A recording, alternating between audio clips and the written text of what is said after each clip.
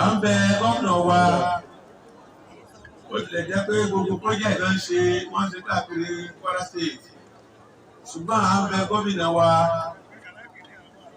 ó jẹ́ kí gbòòrò local government náà ká máa jàǹfààní níbi ètò àwọn lọ́balọ́ba ọba Shao àti ọba Ìjẹ̀bà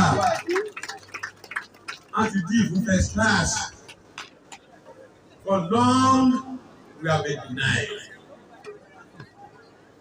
For long we have been deprived. For long we have been making agitation. Agbára Ọlọ́run ọwọ́ kẹta fẹ́. Ọlọ́run ilé ìlú àyè yóò kẹtọ́ wa fún wa. Lórí náà kọ́ Ọlọ́run ló jẹ́ ká padà sí ilé wa ní àyàtọ̀ àlàáfíà. Ìlú Ṣàó ní tó, ọ̀rọ̀ náà ní tó, Kwara State ní tó. Wọ́n tí wọ́n sì ń sọ ẹ jẹ́ ká gba àwọn ọmọ wa níyànjú láti lọ àwọn courses tí wọ́n ní higher demand ní society wa lénìí. Bí wọ́n bá gbé gómìnà fún ya ní 2027 tí àwọn ọmọ wa bá ní ẹ̀kọ́ tó yẹ kó yẹ wọ́n lè mọ̀ rí àǹfààní púpọ̀ jẹ ìjọba. Lọ́nà kan arọ gbogbo àwọn ọmọ wa wọ́n mú ẹ̀kọ́ lọ́kùnrin kí wọ́n sì gbìyànjú àwọn courses bíi medicine, pharmacy, engineering courses, computer science, intelligence gathering, gbogbo àwọn courses wọ̀nyí náà káwọn wá gbìyànjú Ọlọ́run yóò fún wọn mọ̀. A dúpẹ́ lọ́wọ́ àwọn tí wọ́n sọwọ́ sí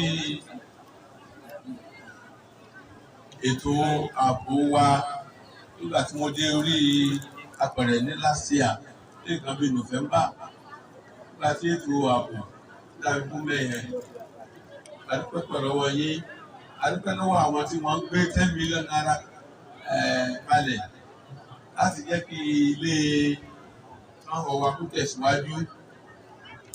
Lọ́wọ́lọ́wọ́ báyìí wọ́n sì tún tẹ̀síwájú.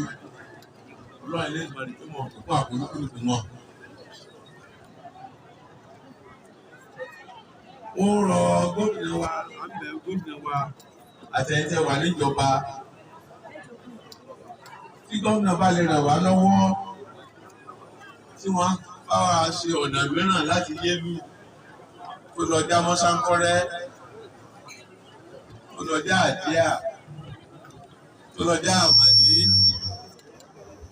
tó lọ já Tẹ̀pàtán, tó lọ já Ọ̀nà, yóò jẹ́ alternative route wọ́n wá nínú òlù. A dúpẹ́ lọ́wọ́ gbogbo àwọn ọmọ wa tí Ọlọ́run ti ń lò fún iṣẹ́ kan tàbí èkejì nínú ìlú Ṣàó. Ọ̀pọ̀lọpọ̀ wọ́n ṣe empowerment fáwọn ọmọ, wọ́n gbà wọ́n síbi iṣẹ́ láì gbà kọ́bọ̀ lọ́wọ́.